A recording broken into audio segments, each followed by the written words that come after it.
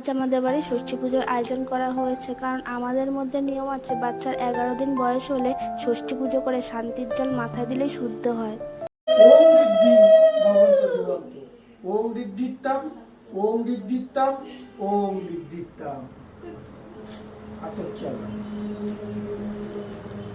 ওম সূর্য সমযম কালো সন্ধ্যাহ ভূতনাহ খাপা পাবন দিকপতি ভূমির কাশ্যং খস্রামরা ব্রাহ্মণ শাসন মন্ত্রাহ কল্পদ্যম্য সন্নিধি। ওম তৎসৎ।